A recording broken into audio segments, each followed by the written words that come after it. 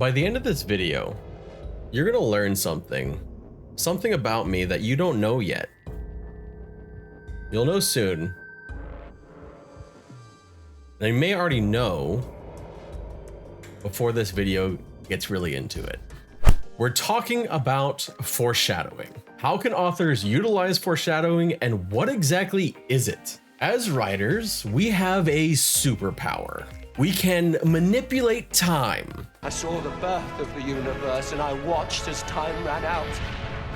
Moment by moment until nothing remained. No time, no space, just me. We have the unique position of knowing past, present, and future events. And with that power, we're able to lay things out for the reader, giving little hints along the way of what's to come, giving credibility to events that are going to perhaps shock the reader. This is the breadcrumb method. This is foreshadowing.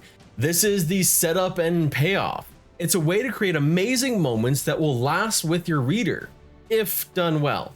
And it's those breadcrumbs, those hints, those things leading up to this big reveal that make it that much more impactful. Because it doesn't just come out of nowhere. The author has set it up. You have set it up. You primed your readers long before it ever happens. It is grounded in the pages before or books before. It can be a shocking reveal that many people will miss or just be floored by, or it can be one that has your readers slam their book shut in satisfaction and shout, "I fucking knew it!"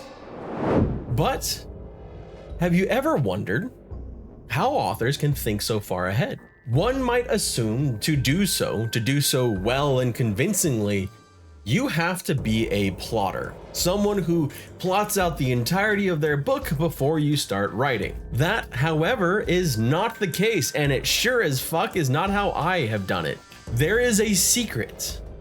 Now let's get a little close, a little awkward as we reveal this secret. The secret that is as old as time. You see, an author probably went back after finishing their book and then set things up afterwards. That's it. That's the superpower that I mentioned earlier. That authors thinking of their book not as a direct line, but as a circle.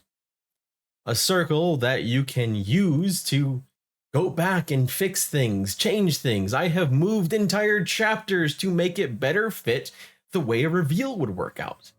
I have gone back and added in details to make a reveal make more sense, to ground it more.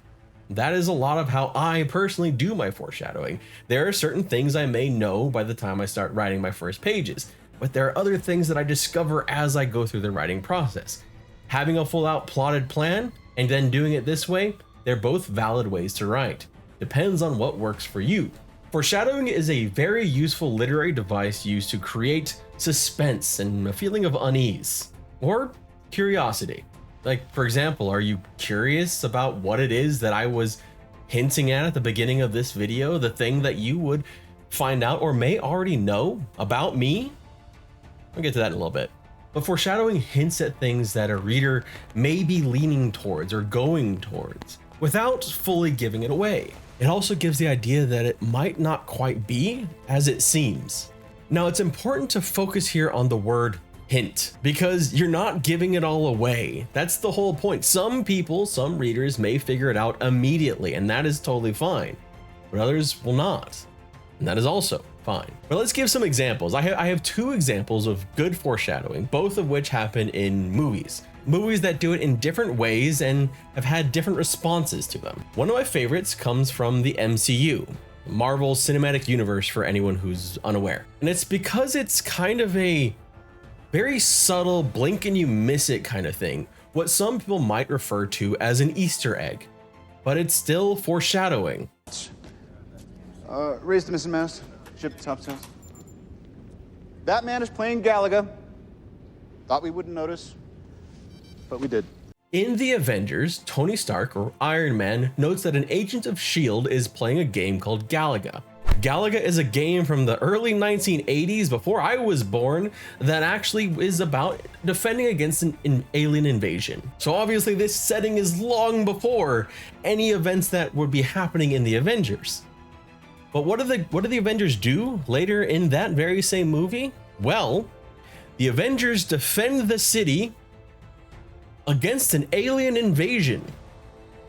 It's just a subtle little thing. It's not big.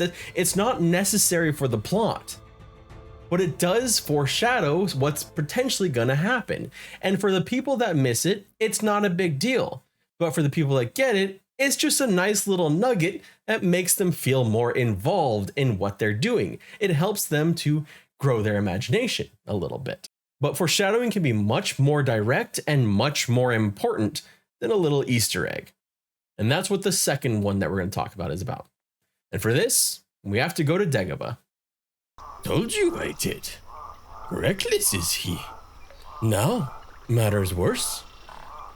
That boy was our last hope. No. There is another. Apologies, Ewan McGregor.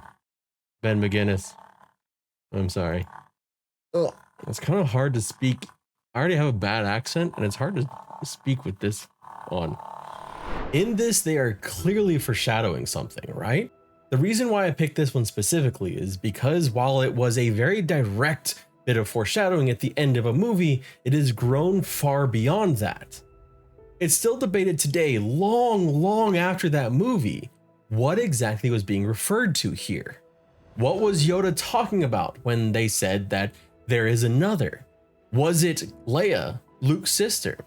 And if so, how does that play into revelations later that Obi-Wan obviously knew of Leia, knew of the twins having been there for their birth? Or how does it speak to Yoda's knowledge of said twins? But more theories have spawned beyond this, of other Star Wars characters released after this foreshadowing that could have potentially been the one that's being referred to here. Now granted, given the chronology of things and what was made at the time, the most likely answer is yes, it is Leia, but that has not stopped the imaginations of fans of the genre, fans of the movie, fans of the series, getting very interested and invested in all this theory crafting of who it could possibly be and what it means for the greater narrative. And that spring of imagination, as authors, oftentimes that is what our goal is, to engage the imagination of our audience, and this quote certainly has, even if it often results in lots of different arguments over the subject matter, but still, imagination, that's what we're gonna call it. You can combine different levels of foreshadowing, whether you're as direct as this with talking directly about there is another, or the simple small thing like about Galaga. But if we go back to Star Wars and talk about just kind of an indirect foreshadowing that leads into a direct reveal much later, think if we had never had any conversations from Obi-Wan and Luke about Luke's father, who would eventually be revealed as, spoiler, Darth Vader. Imagine that scene, that reveal of Darth Vader being Luke's father. I am your father. Yeah, okay. Would you have believed it? Think about it if it had just come out of nowhere, that there had not been any seeds laid early on in the trilogy of films about who potentially Luke's father could be and why Luke's father was important. That may be potentially why some people were so dismissive of Rey's lineage in the trilogy, because the foreshadowing we got about this was kind of convoluted. Almost like they didn't really know what they wanted to do with it, or they had competing opinions and each was trying to put out that opinion and by foreshadowing perhaps change the narrative a little bit.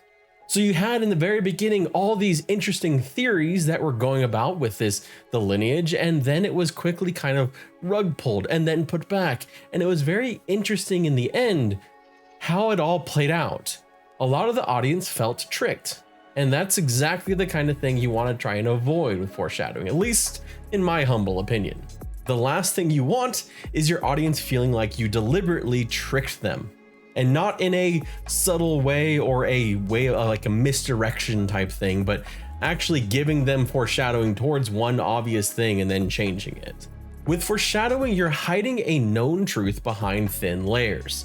Sometimes very thin layers, sometimes pretty thick layers. It is a truth known to the author as you are laying the seeds. You know it and you are carefully and willfully concealing it from your reader. And for the reader, it's kind of like peering through murky water. You can't make out the complete picture, but you see a shape that's there enough to start making some assumptions, to start coming up with your own theories and thoughts, whether it's subconsciously or consciously. The payoff is the reveal, when that trail of breadcrumbs finally leads to something really tangible, something exciting. When the reader finds that final house in the forest following those breadcrumbs all the way. This doesn't have to happen in the same book, though I would caution you against dragging it out too long.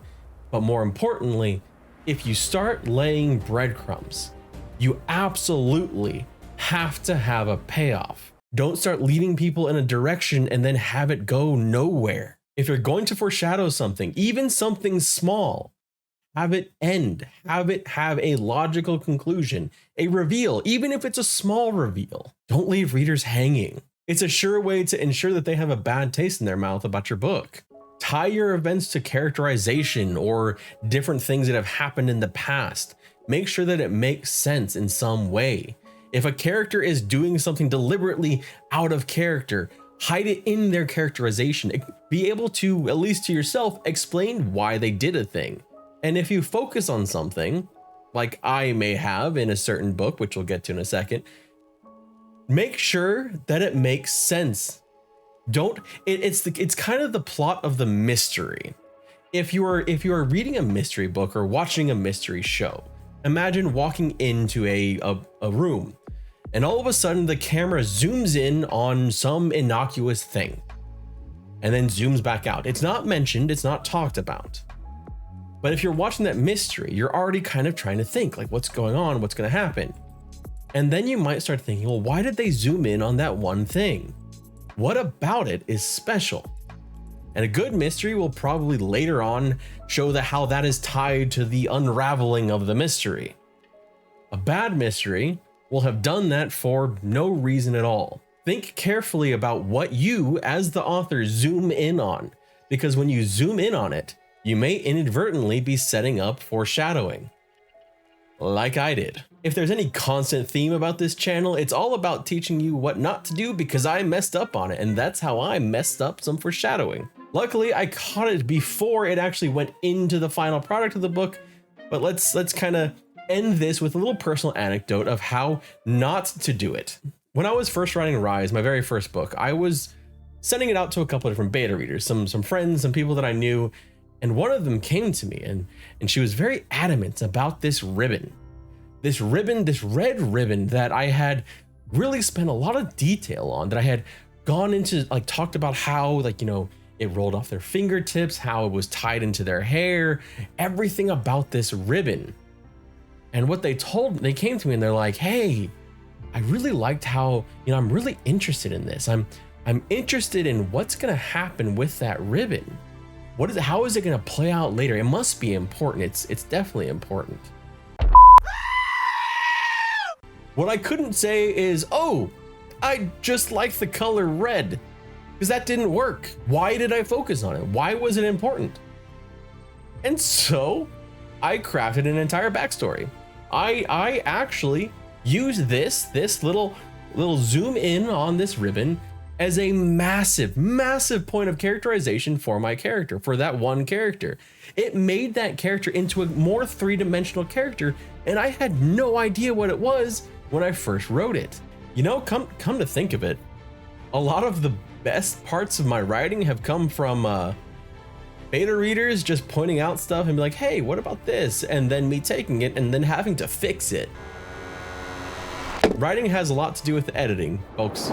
My name is Mark Moore, and I hope you enjoyed this video. I hope you can go into your book feeling a little bit more like you can control things a little more. You have a little bit more leeway with how you go about foreshadowing. It doesn't have to be done all at once. You can take your time with it. You can go backwards in time. You treat your book like a circle. You can actually Like, I have made entire chapters after the first draft was done. Don't worry about it. Man, that thing about me through that you would learn for this. Now, it's not that I'm a huge freaking nerd as seen by, well, everything here, but no, what I was foreshadowing is I don't know how to make a ribbon. I tried. That was the whole thing, is I was gonna tie a ribbon on the, I don't know. I looked it up. I still didn't figure it out. Thank you so much for watching, and I hope you have a wonderful day.